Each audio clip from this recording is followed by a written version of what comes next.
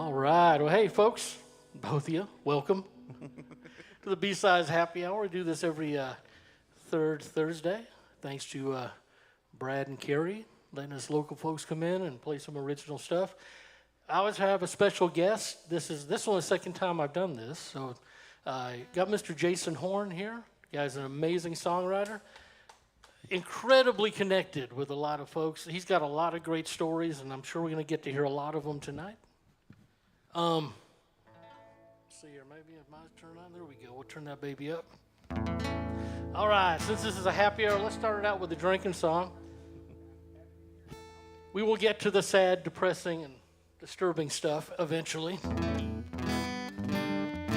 But I wrote this one when I was with my old band, Cattle Truck, back in the Carolinas, and I realized we didn't have a drinking song on the menu, and so I sat down one night, and this one just came to me, and I was all excited about it. It was originally supposed to be a sing-along. I pictured it as this barroom sing-along, and as typically does with my stuff, it took a hard left turn after the first verse, and it went down a completely different road and became all about regret and bad decisions and all that good stuff. But our guitar player at the time, Tammy, Mr. Trip Rogers, was in AA, had been for like 30 years or so, and had basically beaten his demons into submission. And so I was all excited, of course, to play it for that guy, because I figured anybody knows about drinking, it's going to be Trip, right? So we were on the phone, and I played it for him, and it got real quiet on the other end, and Trip goes, well, goddamn, son, I think you've just written a new AA anthem. I'm like, okay. Figured that was a compliment. This was called Next Excuse.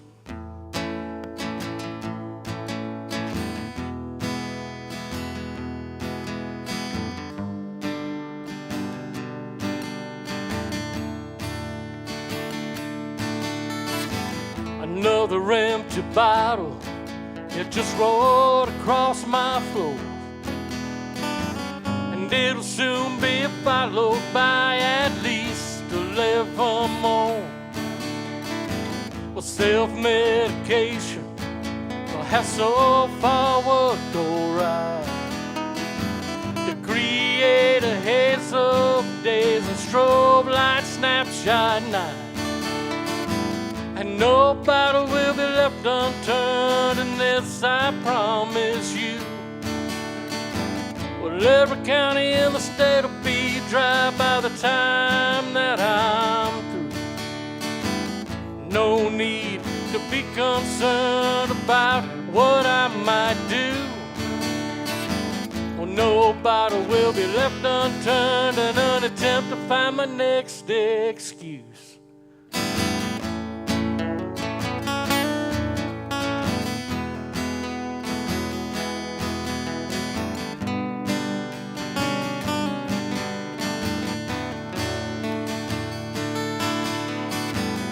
Well, being alone ain't as bad as I was led to believe.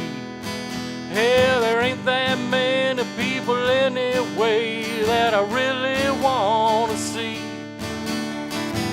It gives me a lot of time to figure out just what I need. So I'll know if it's blood or plasma that's gonna get me through this week. And no battle will be left unturned, and this I promise you. Well, every county in the state will be dry by the time that I'm through. No need to be concerned about what I might do. Well, no battle will be left unturned in an attempt to find my next excuse.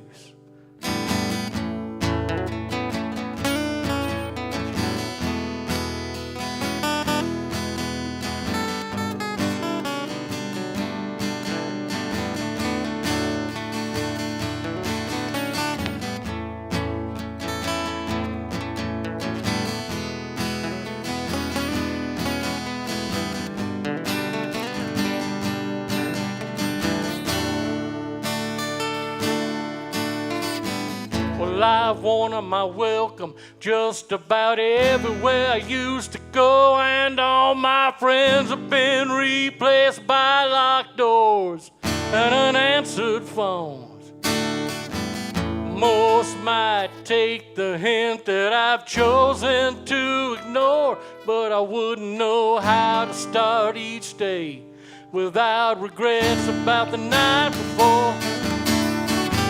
And nobody will be left unturned, and this I promise you. Well, every county in the state will be dry by the time that I'm through. No need to be concerned about what I might do. Well, nobody will be left unturned in an attempt to find my next excuse. Yeah, nobody will be left unturned in an attempt to find my next excuse.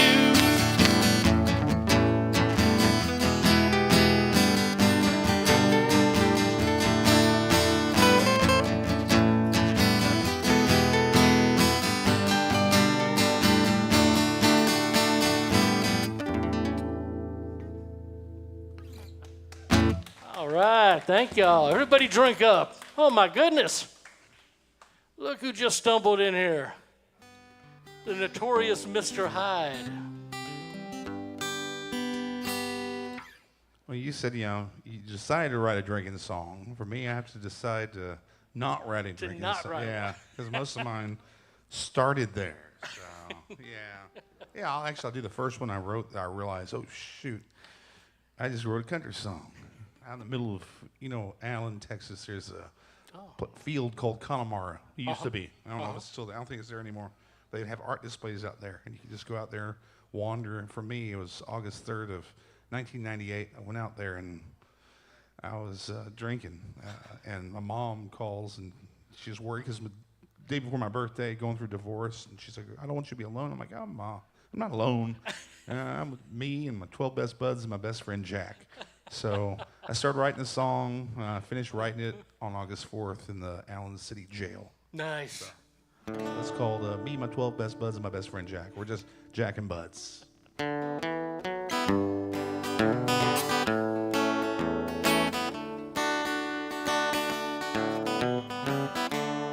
Life ain't treating me well. The sheriff wants to throw my ass in jail. Mom and Dad's sick, and I'm out of work. But I've got better things to do. I ain't got nothing more to lose. It's time that I get back to what I know best. It's just me and my 12 best buds, best friend Jack. And I don't even know if I want to go back. Got too damn many bills to pay. A woman, she don't want me to stay. I guess I'm better off with my buds, my best friend Jack. I don't even want to answer my door. The repo man is making me pretty sore. And I don't even know what the damn man wants. If I hear my phone ring one more time, gonna answer and give him a piece of my mind. Unless, of course, it's my mom and dad. It's just me and my 12 best buds, my best friend Jack. And I don't even know if I wanna go back. Got too damn many bills to pay. A woman, she don't want me to stay. I guess I'm better off with my buds, my best friend Jack. This is where the instrumental part goes. Rock it out, Judge. This is when it would come in handy to study scales and stuff. So if you want me, you can find me here with my bottle of Jack and 12 bottles of beer, sitting by myself in the middle of a field. I've done reached my limit, I'm so down in it, everything will be better when I wake up the next day. With me and my 12 best buds, my best friend Jack. I don't even know I wanna go back. Got too damn many bills to pay. A woman, she don't want me to stay. Guess I'm better off with my buds, my best friend Jack. No, I guess I'm better off without my buds, my best friend Jack.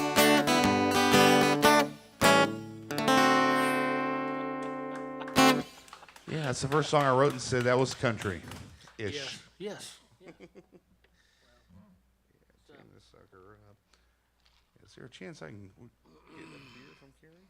Or say over the mic? I don't know. Yeah, just. Hey, Carrie, could I get I don't know that or you? Dang it, Elton John. You got any? I'll fill out the club form for you.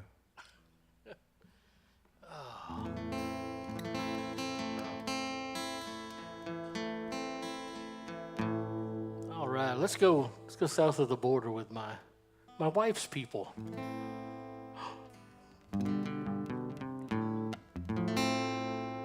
This is about death cults and drug cartels. My wife is not involved in a drug cartel. We'll just get that. The death cult part, I don't know. That's still up for debate, I guess. But yeah. Once again, I wrote this song probably I guess last year, and I sent. What I always do is if I've written something that I'm relatively proud of, I will email copies to Jeff Hobson, and I was very proud of this one, and Jeff got back to me. He said, well, I'll be damned, Judd. I think you wrote the first black metal Americana song. This one is it. This one's called Santa Elena's Altar. It's about an unfortunate incident that took place back in the 80s in Matamoros. Adolfo Costanza decided he was going to provide protection for the drug cartels with some magic called Palo Mayombe, and he was pretty successful for a while. He won them over. They thought he was the real deal. Then everything went south when he killed a young man from the University of Texas.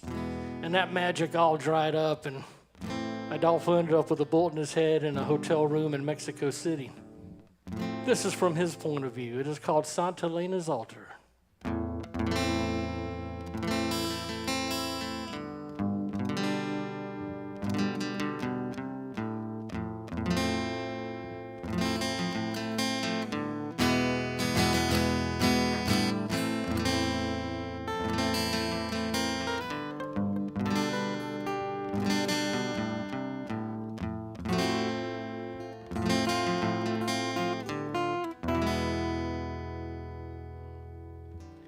Black metal and blood string the chords of my soul, sounding an angel's whisper to guide where the blade must go.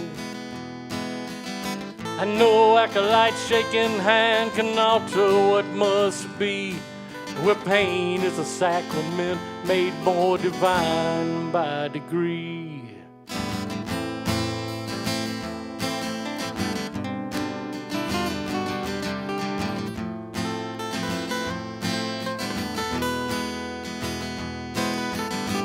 The search for innocence to feed the dead and deities is a burden I have welcomed, well, as a price for piety. Well, each sacrifice an honor painted red by some unknown, a final heartbeat paid transaction, well, on a debt they've always owed.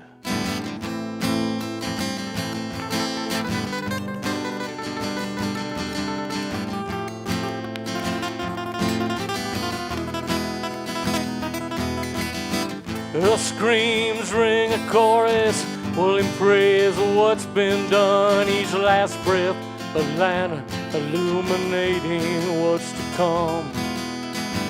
Beyond the realm of worry, a new reality, where action without regret writes the lines of prophecy.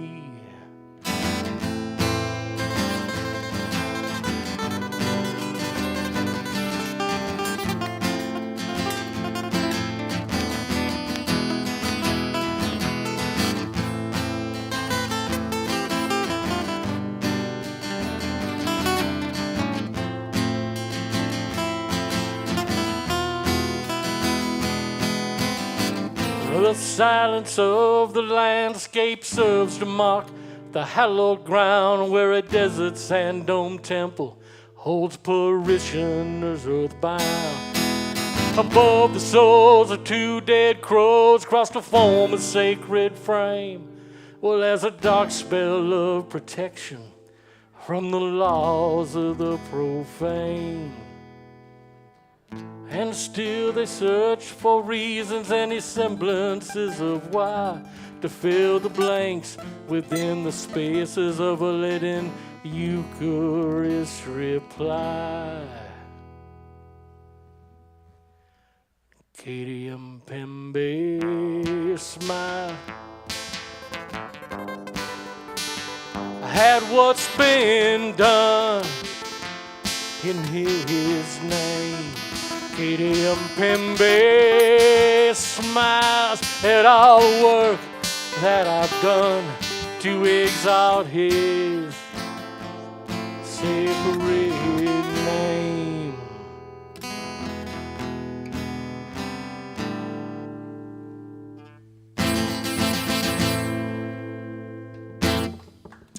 All right, thank you, Mr. Horne. Well, you had to do a song about Mexico. I always said I wasn't going to, and then I tried to go to Mexico. And, I did. We made it, but I learned a very valuable lesson when I did that. So, yeah, well, and it's every bit about this song, except for me rolling up my sleeves, is true. So, I always started off with what was that?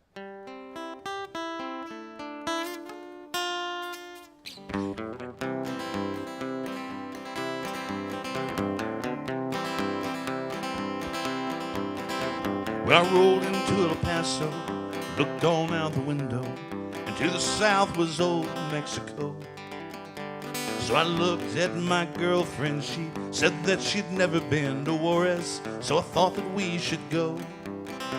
So we drove across that border, and that's when I told her that maybe we should turn around. We'd passed the point of no return, the Mexican army just might learn there's a gun I don't want to be found. So don't take your guns into old Mexico, they say that it's an international crime. Almost si fuego están prohibidas, that means I could be serving time. Two smiling Mexican soldiers came over to us, asked something that we could not comprehend. So I got out of my truck as I was praying for some luck. As one searched, the other stood with his MAC-10. Well, the one was very thorough as he dug and he burrowed through every crevice of my Chevrolet. When he got to where my gun was, that's when he asked us to unlock the locked storage bay. So don't take your guns in old Mexico, they say that it's a federal crime. Almost si fuego están prohibidas, that means I could be serving time. Well, I told him it was broken, then a few more words were spoken, and he looked at us all confused and dismayed. I could see the wheels a turning as that summer sun was burning, and then he just sent us on our way. So we thanked our lucky stars as we went to find a bar to relax and finally to exhale. 'Cause I knew that if they'd found it, then I just might sit for a long time in a Mexican jail. Don't take your guns in old Mexico, they say that it's a federal crime. Almost si fuego están prohibidas, that means I could have been serving time. Well, I was feeling quite relieved as I rolled up my sleeves as we set out to see Juarez, Mexico. As we looked for cerveza or even tequila or other words that we might know. Well, that's when it hit me, there's still one thing that we had to do in order to get home. We had to smuggle my own gun. Federal crimes just ain't fun. We still had to get back home. So don't take your guns in old Mexico. They say it's an international crime. Vamos de fuego están prohibidas. That means I could have been serving time in a Mexican prison for a long, long time.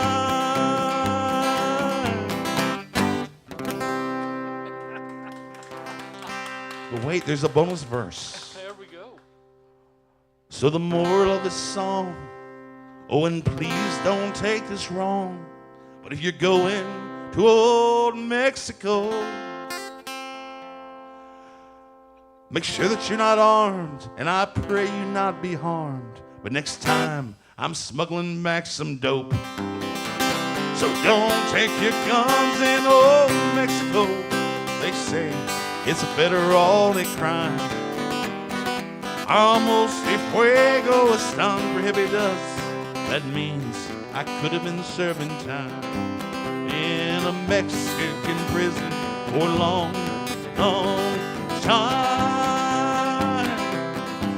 Ole. That's my Mexico song.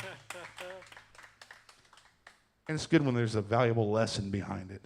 Yeah, there's a moral to the tale. Yeah. Okay, well, let's see here.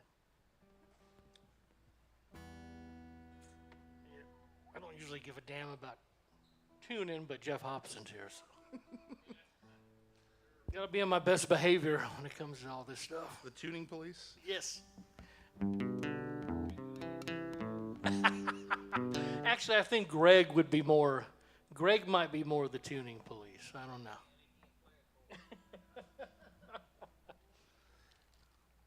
But if he could, it would be in tune. It would. Definitely would be in tune, undoubtedly.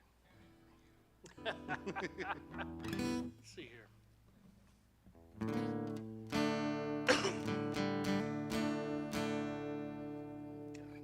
Check one thing right quick.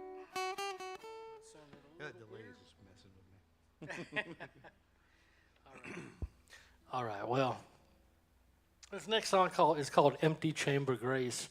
A few years back when I was with a cattle truck, a buddy of mine named Dave Childers contacted me. Dave is the Avett Brothers' favorite songwriter. And Dave said, hey, Kevin Russell contacted me, and he's going to do a solo album, and he would really like kind of a Western type of a song for it. And would you mind giving it a shot? Because he knew that cattle truck that's kind of the thing we did, cowpunk stuff. And, I said, what you always say was, yes, sir, because when David Childers calls you and asks you to do something, that is the only response that is appropriate to give. So long story short, it did not make it onto Kevin's solo album. In fact, I don't think Kevin did a solo album. I think he went right from The Gourds to Shiny Ribs.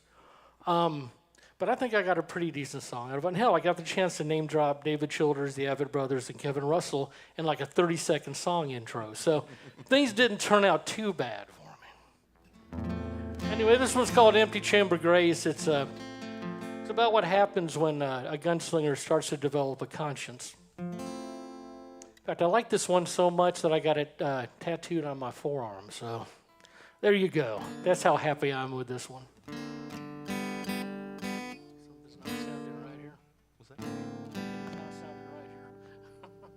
Big lead in. There we go.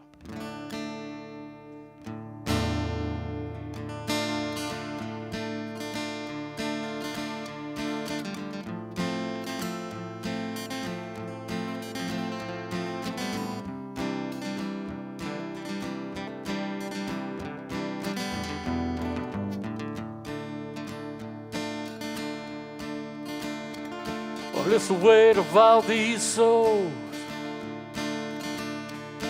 that shadowed this place. A cylinder-spun waltz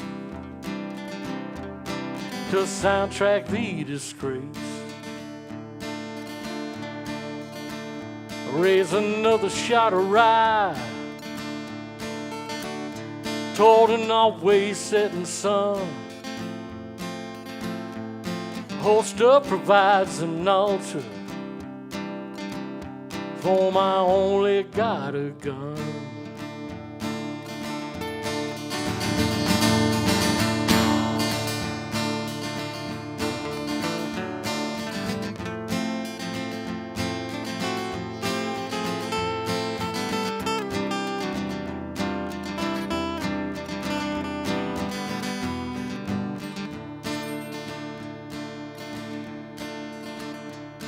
By the buzzards on the signpost, well, I've come to find my way. A reputation that precedes me through the blood left in my wake. Broken limbs and final heartbeats veil the sage and line the trail. The landscape I've created, here's a moral of the tale.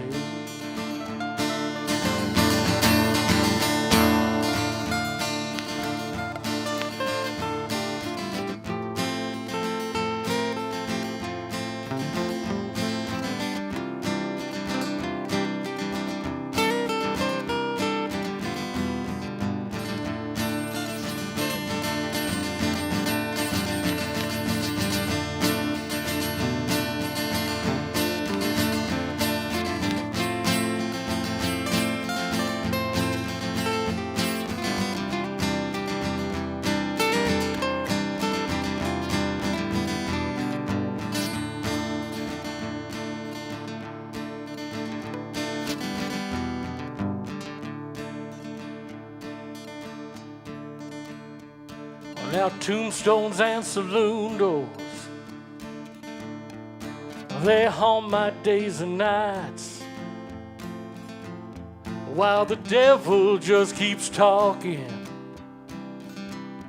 through the whiskey and the wine.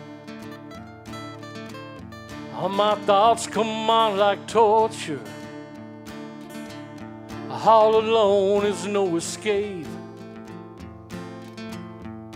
Relief's a loaded bullet to end this empty chamber of grace. Yeah, relief's a loaded bullet to end this empty chamber of grace. All right, thank y'all. All right. Still could have done the Mexican vibe on that. A little bit. Yeah, all my early songs were, yes, out of alcoholism and loneliness. And I got tired of that. And yeah, a lot of the early songs, they're about my next wife, so I don't even sing those anymore because I don't care anymore. Man, I did something. I cut a lot of the cattle truck stuff out. And Yeah. then I had a friend, my wife mostly, went back, was listening to it, and she goes, "Why don't you still do that?" I'm like, "Well, because that's not what I'm about anymore. This was a difference." She goes, "Well, but it's still, if you maybe slowed it down, it would have enough of that still country kind of feel that it would fit right in with what you're doing." And she was right. Yeah. She usually is, but I was coming up with an excuse to not play him. That was somebody else. Like I a lot don't of do that those. anymore. Exactly. No, I've had that same argument with myself. And I had a turning point where I'm like, okay, I'm tired of this. This is all sad crap, tear in my beer, and it's not even as good as Hank Williams. So, I don't want tears in my beer, but I still wrote those songs. And now my turning point was called "Round to Happiness," and I was drunk and. It's like, I'm not going to do this anymore. I'm going to write happy songs. And this was that turning point song. It's called Round to Happiness.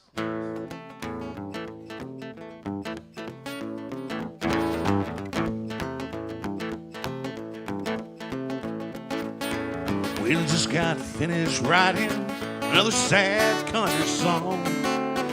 Feeling down and sad, Lord, Well, someone did me wrong. Been feeling so much better now. Life ain't near as bad. I had me a shot of Jack Daniels. Now I'm not feeling half bad. Pour me another round of happiness. Jim, Jack, or George, I don't care. Even a warm shot of Southern comfort. I'll be feeling better when I chase it down with beer. I've written lots of songs about being sad. Sometimes I can't help it when I end up sounding mad. Well, this wasn't the first time I've been through this. Probably won't be the last time a woman will get me pissed. Pour me another round of happiness. Jim, Jack, or George, I don't care. Even the warm shot of Southern comfort. I'll be feeling better when I chase it down with beer.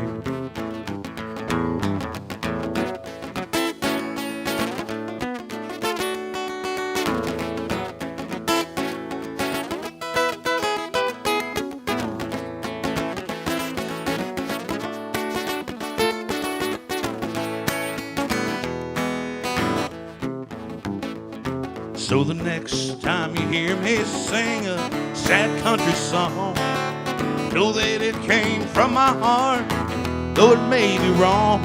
There was a model there to comfort me and help me through my day. And wherever I was, well, someone heard me say,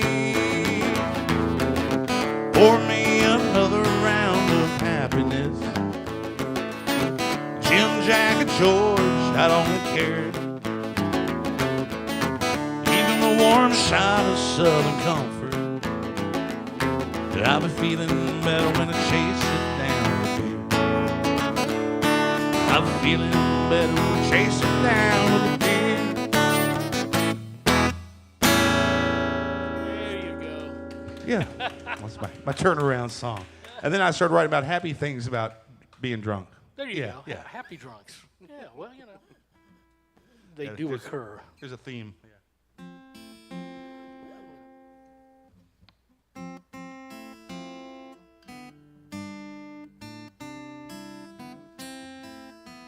thank you, brother.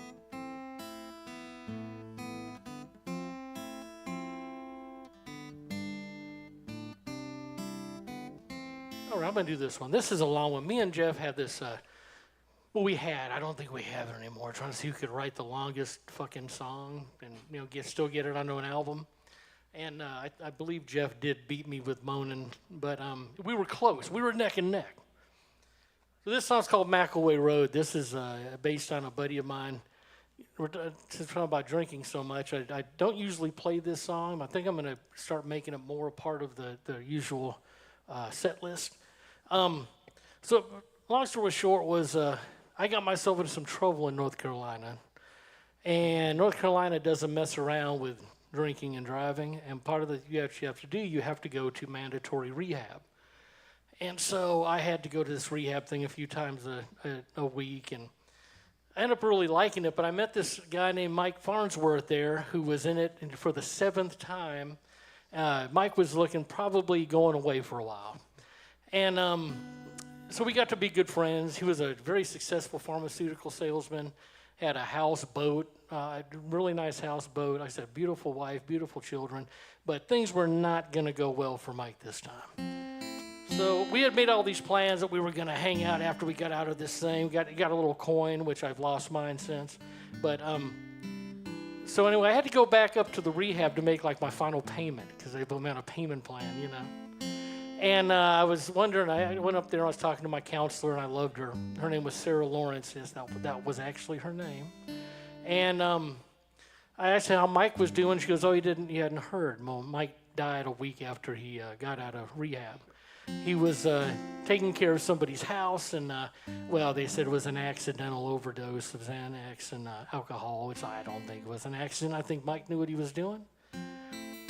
But a week after that, the house that they lived in, which was 2 blocks away from the rehab, burned to the ground. And I always thought maybe that was Mike's final act to set his wife and kids free. I used to drive past the old burning ruins of that house, and I did for about 3 weeks, and thought that had to be what it is. That's just too coincidental. So this one's about Mike Farnsworth. It's called McElway Road.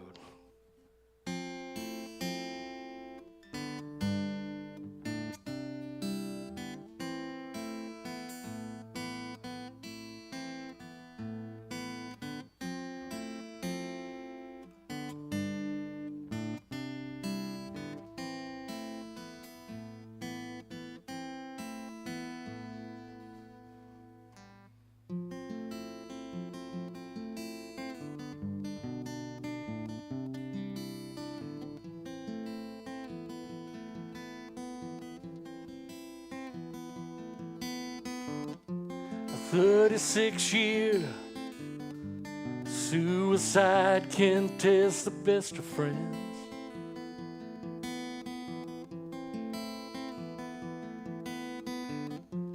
To the point where there's only relief when it finally all comes to an end.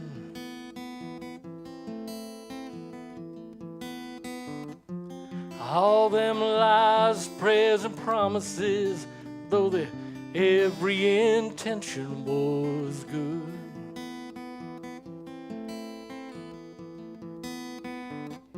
But just a way to share a pain, I tried to drown every chance I could.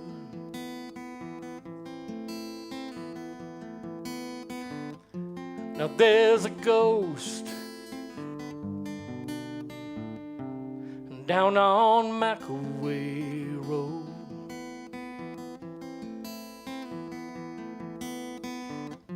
A tortured soul who'll never get away from McElway Road.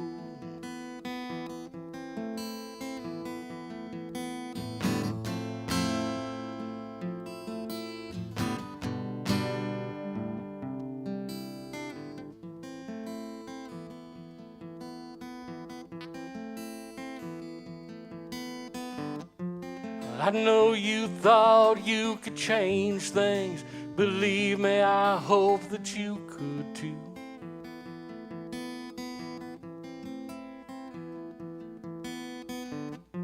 But there's a force beyond love that decides all these things I do.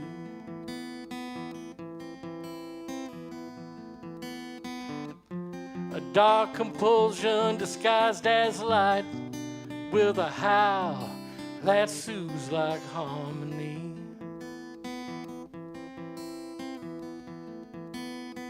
An emptiness only filled by a pill, wine, desire, trinity.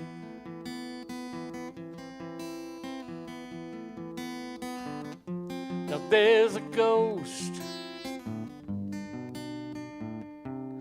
down on McElway Road.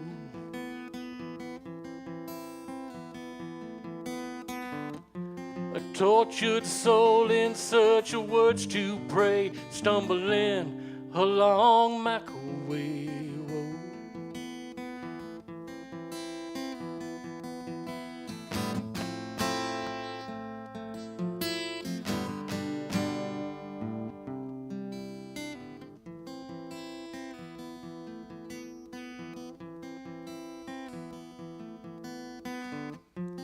Heard my apologies echo with words I know I meant.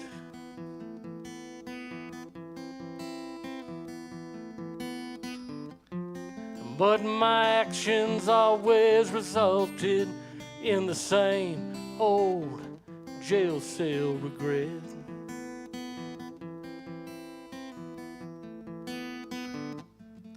And our lives are once shone like still water, now lie gutted and charred.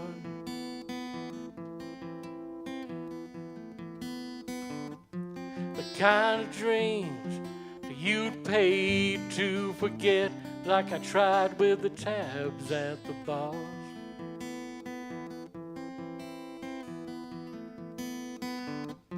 Now there's a ghost down on McAway Road.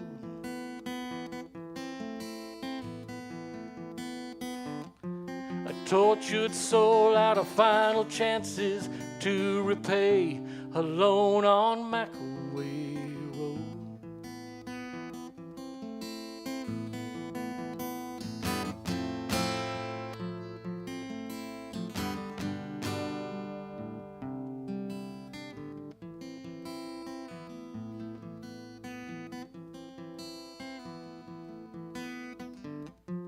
Now the end we both sought has arrived to us each in our own way.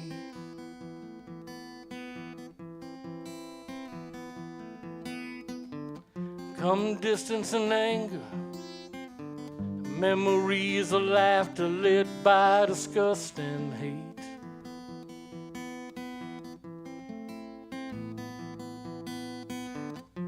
And I wish I could explain why, be it deficiency or disease.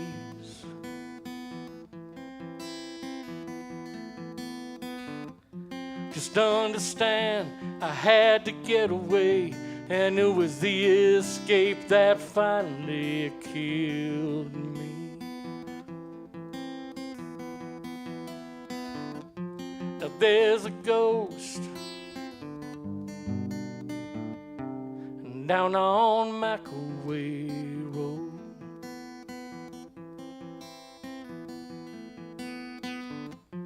A tortured soul pleading for what's too late as light fades on McAway Road.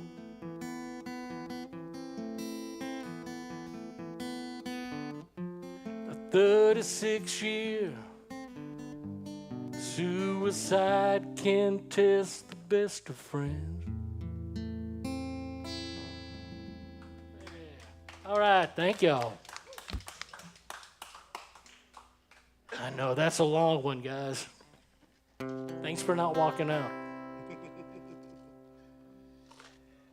It's not, Guthrie long, but, It's Gordon Lightfoot Canadian Rail Trilogy. It's close to that. Keeping with the drinking thing, whiskey theme. This one I don't fully remember writing. I recorded it as I wrote it, and it was almost complete except for like -1 verse. But I woke up, I had a little bit of memory of it, but I had it on my computer, and I hit play. I was like, hey, I like this. And I've been singing it since. Yeah. Oh, yeah. That's a good song. Who wrote this? My notes. Yeah, I got a computer I'm recording on. I still have the handwritten that I'm like, lots of scratches and no, wrong. And there's like 30 verses, but most of them are scratched out. But what came out of it was this, and it's called Whiskey and Memories. So.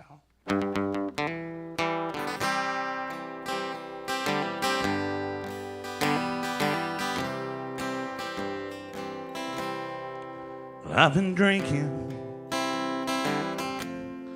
I woke up at noon, all by myself, sitting in this room, just me and this bottle, Jack Daniels Black. Oh, the memories of a life can't get back. Remember some good times, I remember the pain of a broken heart and all the shame. And I keep asking myself, where did I go wrong? Can't find the answers, any country song. Oh, gas my whiskey and my memories. It seems there's nothing left in this world for me, and I'll keep searching for something to see more than my whiskey and my memory. Try to call some friends up on the telephone, just so I would not feel so damn alone. I guess nobody answered, 'cause it was 3 a.m. So I gave up, said to hell with them.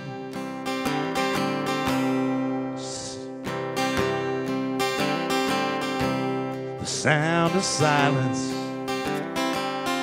makes me feel more alone. So I looked for answers on the radio.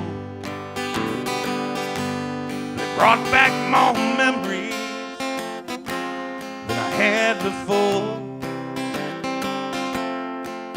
So I took that radio, smashed it on the floor. Oh, gas my whiskey and my memories.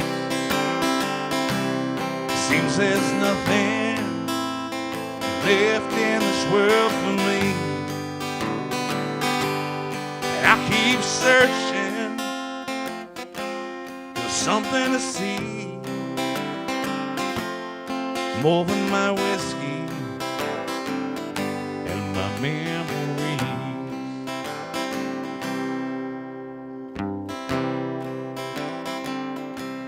The more I drink,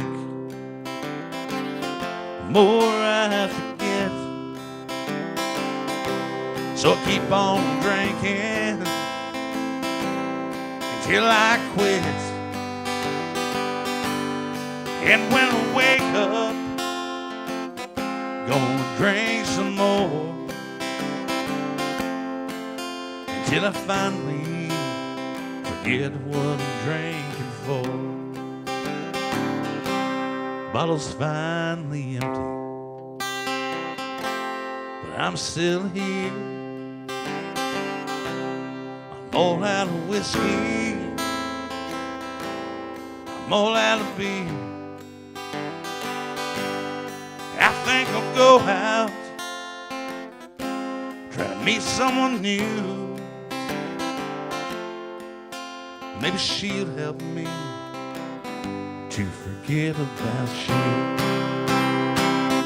Oh, guess my whiskey, oh, my memories. Seems there's nothing left in this world for me, and I'll keep searching for something to see more than my whiskey and my memory. More than my whiskey, oh, my memories. Let's go whiskey and memories. Thank y'all. Oh, Jason Horne, folks. Jason's got. What's that? Jason's got some. Jason knows about everybody in the Texas music scene. I've come to that conclusion. I don't know most of them. They know me, but no. I know you. They know about me, but you know. I was drinking then. That's always amazing. And and like Jason doesn't. On stage. Jason doesn't brag. He doesn't brag about that. They just casually come up in conversation that. Because I was a very fortunate person to be in positions that I was. Like, That's it'll all just comes down to. It's not bragging at all. It just comes up like like that. I was hanging out with Christofferson one afternoon, and what the fuck did you just, Chris? Okay. All right, so did that exceedingly long one that I appreciate y'all hanging out through the entire That was thing. pretty long. You should hear It was long. But I don't feel bad. I was listening to the new Swans album, and I don't know if anybody here likes them or knows who the hell they are. But at one point, I think it's the 6th or 7th song is 41 minutes long. It's incredible, and it's actually a good song. 41 minutes. You can have anything. The album is 2 hours, over 2 hours long. Taking my son to go see them. They're coming in November. My son, I love them. They were a noise rock band back when I was in high school, and he likes them now, so that's kind of cool. I did not push him that direction. He's just a natural. I think this is a weird gene in our family. All right, so I'm going to do this. This is my happy song, and the thing is, I realize that the happy songs are hard to remember. I can remember all the depressing ones. I can do them in my sleep. I can do them backwards, probably. Because they're burned into your soul. Yeah, this was one of those things that you all can probably roll your eyes to your retinas detach. But my wife tells me at least once a day that I do not love her anymore. And so my first response to that was, I do love you anymore. And she was like, well, you should write that song. And I'm like, that's really not a kind of song that I'm really, I think, fit to write. But then I went and saw the songwriters competition. I will not name what it was, but had a lot of Kerrville people there. And they were writing songs about ladybugs and all this kind of shit. And I thought, okay, I can write this song then. So this is one I may submit to Kerrville one day, and it would be hilarious if they chose it. So let's call it I Do Love You Anymore.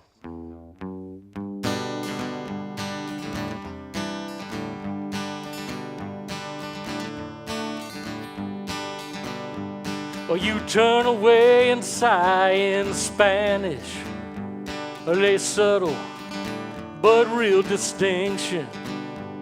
Then cast a telenovela gaze to a vague point on the horizon. It's still life drama personified, called You Don't Love Me Anymore. Well, all part of a cyclone scheme to guilt the words that you were waiting for. Because you already know that I do love you anymore.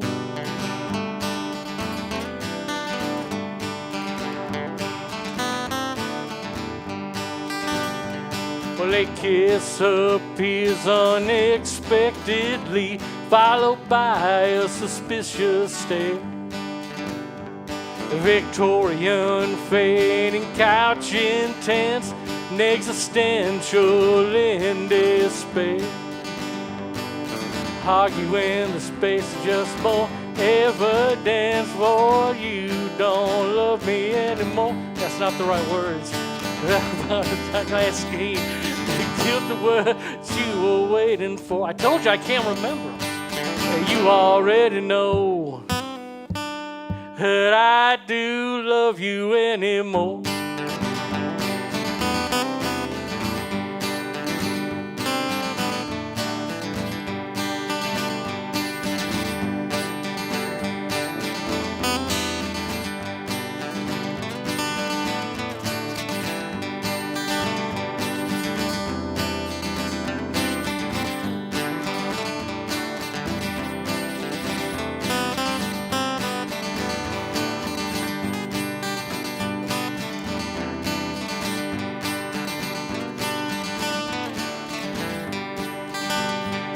The silence of a morning broken by the closing of a distance. Startling, unfocused eyes wide open to a nose touching nearness. Well, arguing that space is just more evidence for you don't love me anymore. An attorney of the absurd, satirizing poets' metaphor. Because you already know that I do love you anymore.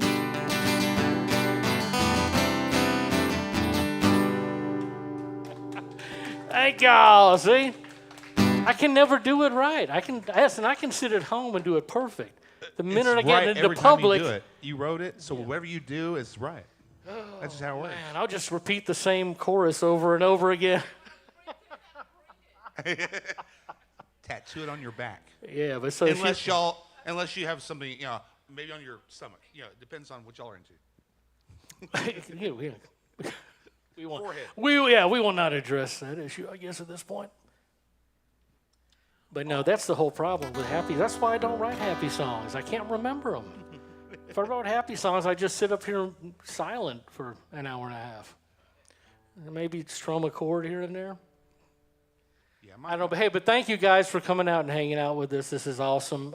Carrie and Brad, thank y'all for doing this, especially opening the doors to us local artists. We know that original music thank you, Dan, is a tough sell in the best of times, but it makes it a little more difficult when you're the local guys. Folks will come out for a touring artist and not necessarily come out for the guys who are right in their own backyard. But, that's a constant problem. It's not a complaint. We're just happy that anybody wants to come out and hear us and let us play. I think we're happy. We got great venues like this one, and they got so many good things going on here at Six Springs. We really are pulling for them to be successful. Yeah, so many things they're working on. They have been working on. So. And I'm a big fan.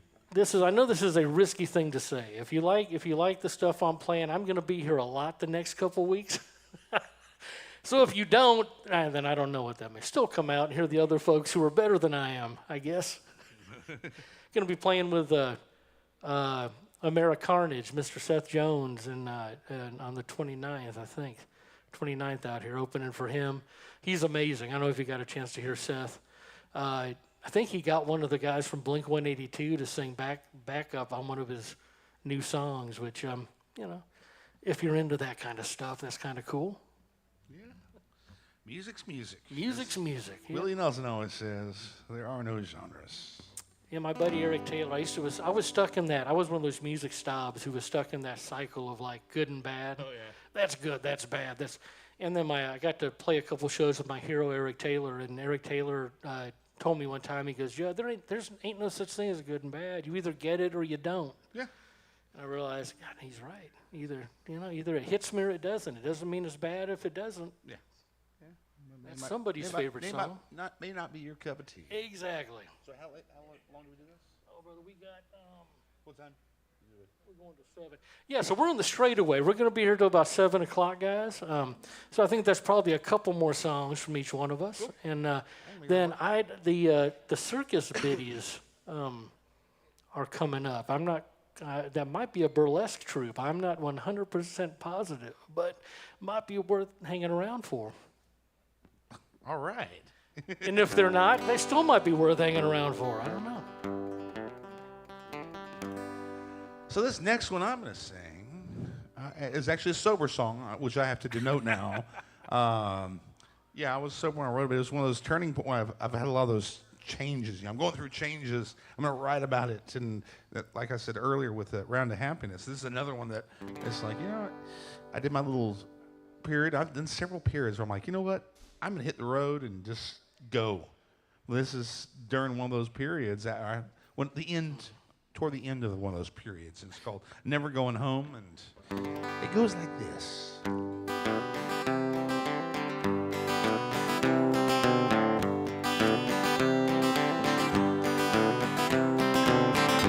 I don't know where I'm gonna go now. There's no place to hang my hat anymore. I had it made. Downtown loft is where I lay, just to walk away from my favorite bar. Time came and I moved out, nothing more to hold me down. I had nowhere to go, that's fine with me. Going out with nowhere to go, I'm gonna live on the open road. Gonna do my heart desires. Gonna live a life with no rent. Gonna stay with my friends till I can take no more. Never going home.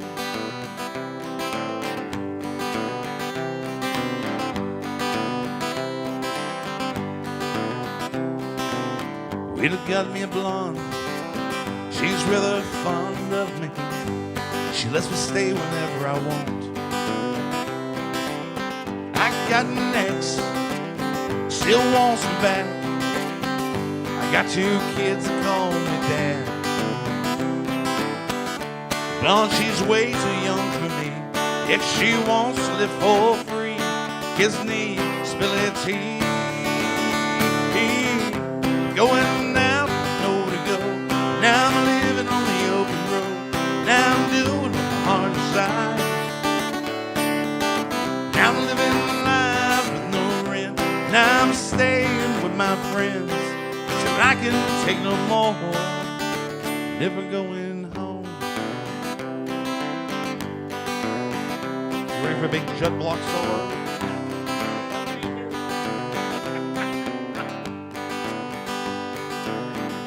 I don't know where I'm gonna go now. I'm being pulled all around. Can't take no more. 2 people need me for sure, where the rest can just go to hell. Think I'll buy me a house, settle down for a while, give myself a little rest. I was going out, nowhere to go. I was living on the open road. I was doing my heart desire. I was living life with no rent. I was staying with my friends till they could take no more. Now I'm going home. I'm going home.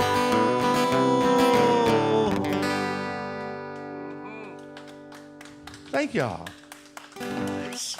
Nice. Trying to figure out what I was going to play next here.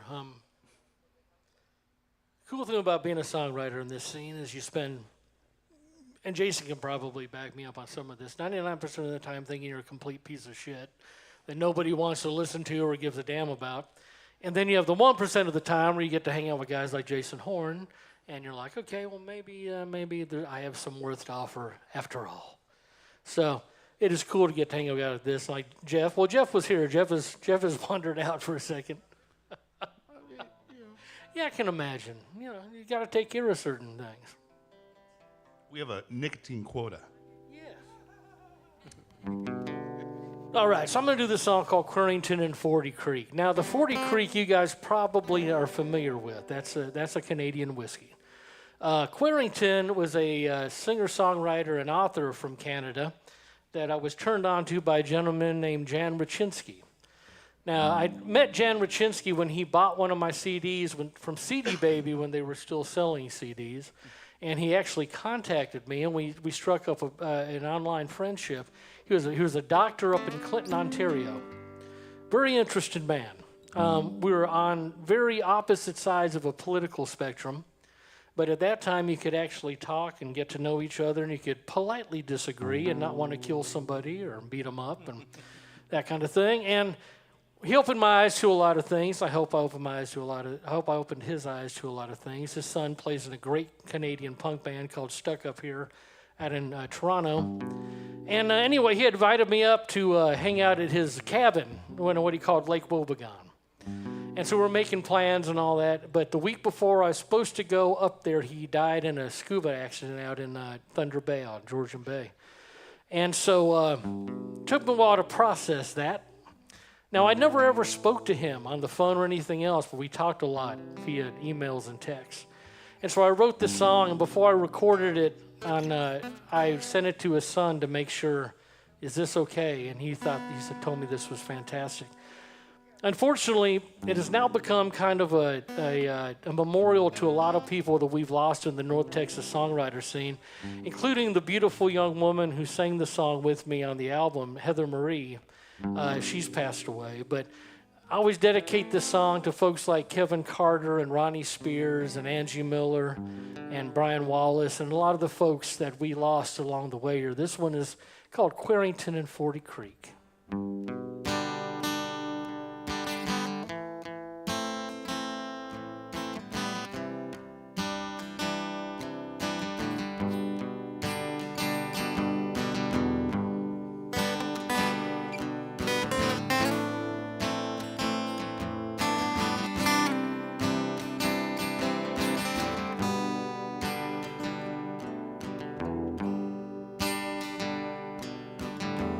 A full shot glass reflects an empty chair, has a ghost of lost potential haunt the silence hanging there.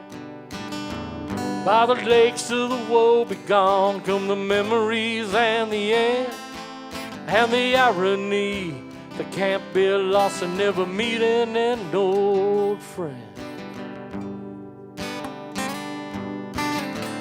Quarrington and 40 Creek bound the promises that we made to blur a border north and south and cross the other's path one day.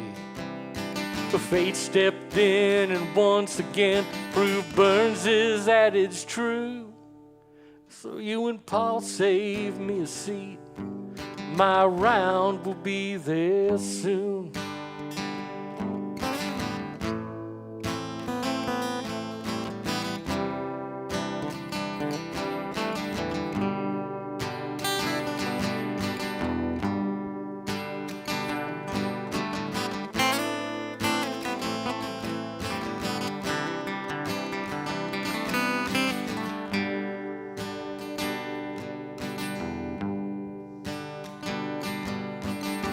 Cigar box banjo echoes from the depths of the James C. King across the Georgian silence, making mournful resonance ring.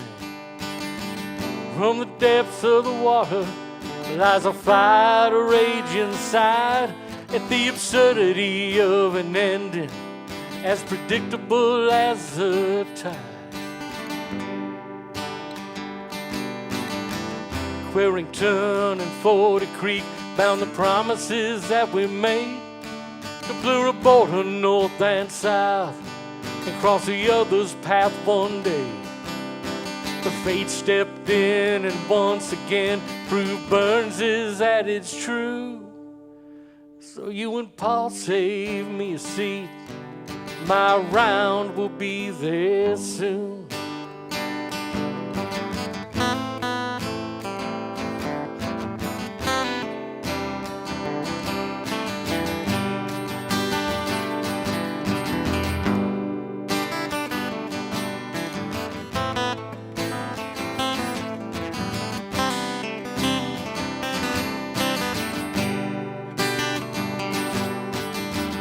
Can't find the poetry, so I guess I'll set it aside.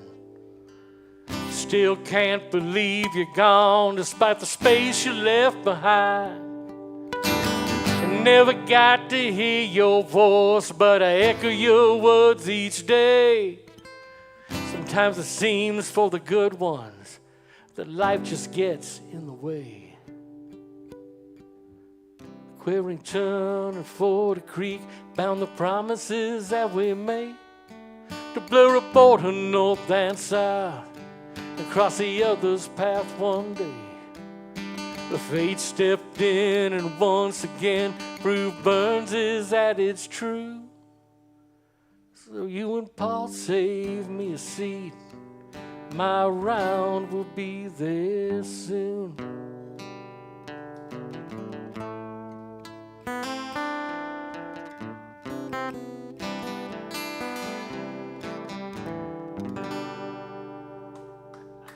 All right, thank y'all.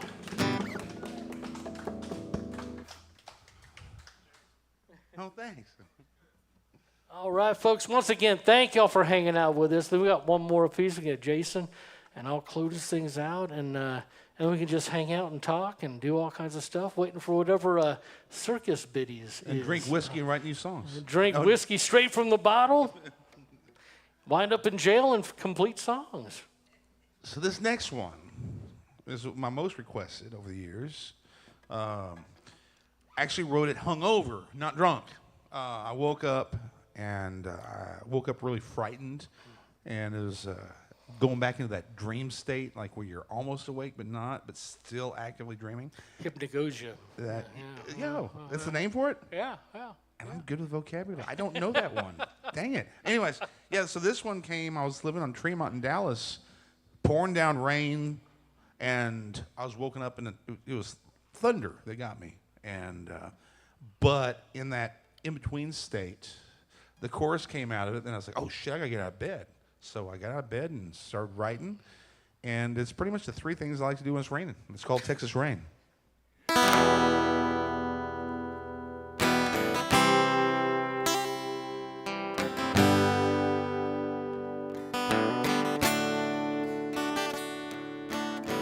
As far as length, when we used to do it live with a fiddle and guitar player, it was a 9-minute and 37-second song. Damn it, brother, you beat me too. I'm in third place. It's in that now. version. I'm in third place.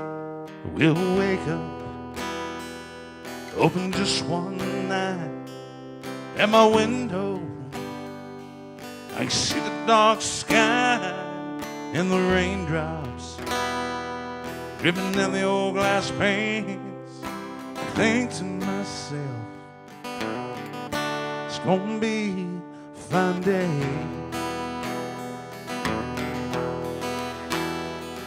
We'll get up, I walk across that room to my window with the dark sky looms, and I open it up. I listen to the sound of the rain outside to lay my head back down.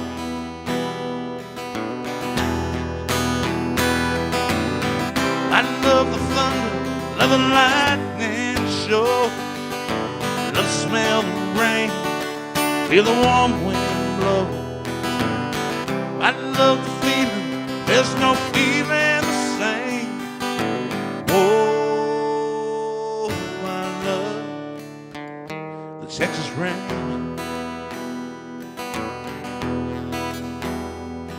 We'll come home after a real long drive. Know it's raining, know it's pouring outside.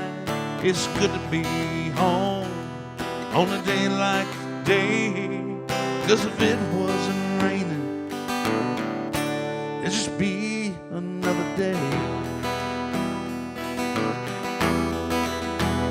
So I roll up,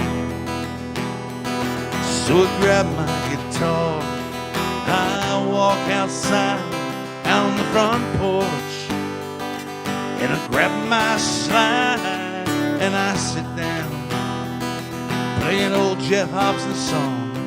It's just a damn shame this rain won't last very long.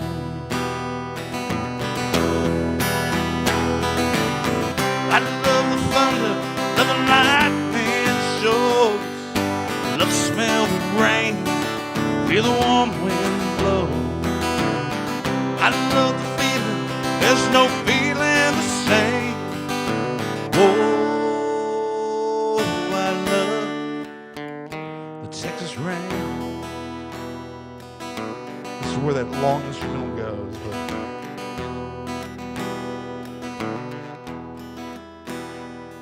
we'll wake up in the middle of the night. It's dark outside, but I see a flash of light. I feel frightened, then I wait for the pain. Then I hear the thunder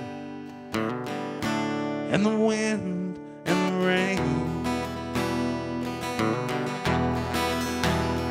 I roll over, I see a brown hair.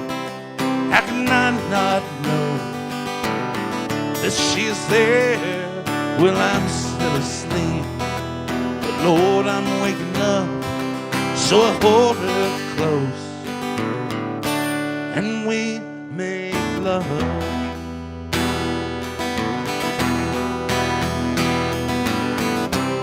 love the thunder, love the lightning show.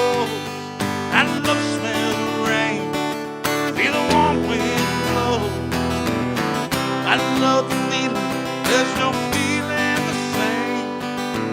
Oh, I love the Texas rain. Yes. Yes. Thank you. Well, brother, it's been a pleasure Likewise. having you here, man. Huh? Thank you for doing it. Thanks for inviting me. Thank you for doing it. It always amazes me when these talented folks agree to hang out with me. It always amazes me when talented folks invite me places, so it works out well.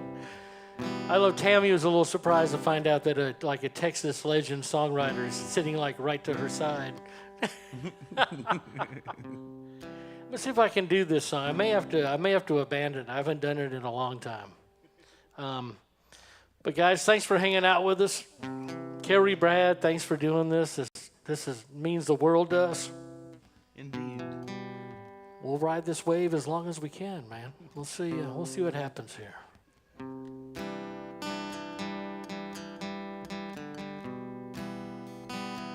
I would hate to have to abandon this one, but I haven't done this in a long time. So we'll see what comes of it.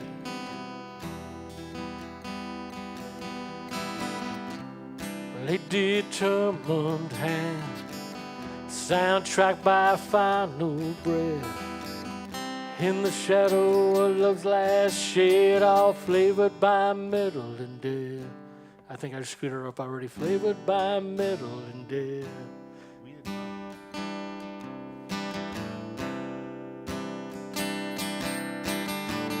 And the irony for the poet was the words would go unseen to describe the regret of the action that exists in the space in between.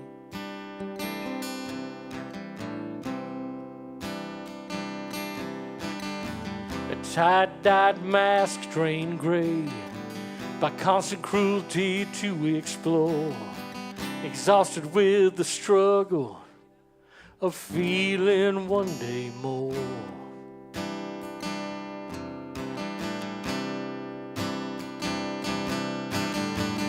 And the irony for the poet was the words would go unseen to describe the regret of the action that exists in the space in between.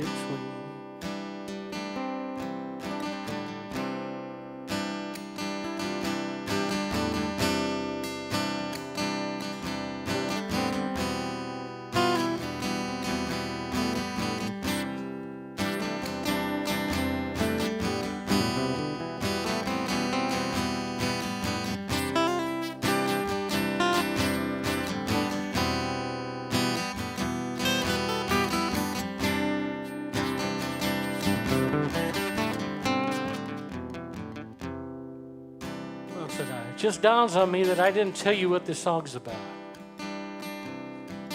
This song's about Mr. Jay Johnson. He was a huge influence on almost everybody in this North Texas songwriter scene. And unfortunately, Jay decided he needed to check out a little bit early on us. And I watched this documentary film called The Bridge about people who jump off the Golden Gate Bridge. And a few people survived. And without exception, each one of them said the minute they stepped off that ledge, they regretted what they had done. So part of me wants to think that before that trigger pull and that between the trigger pull and the hammer hitting the gun, that Jay may have a little bit of regret. But we'll never know.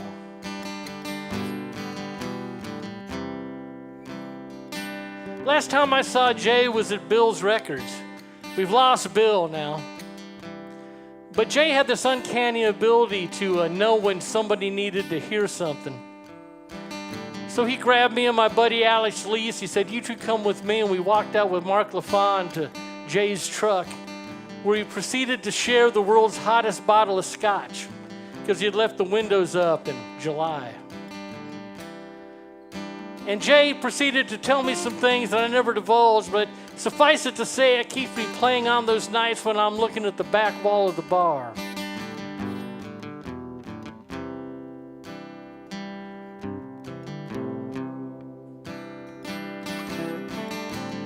So he left his wisdom scattered while preparing for the fall at venues, in songs, in conversation. Shh, this part's important. Making suicide notes of us all. Yeah, he made suicide notes of us all.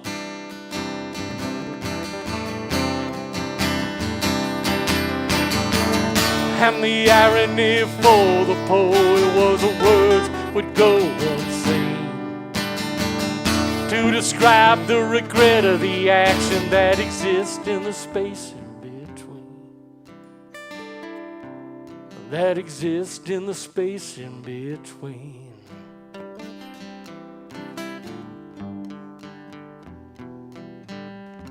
All right, God bless you, Jay, and thank y'all for hanging out with us. I'm Judd Block. This is Jason Horne.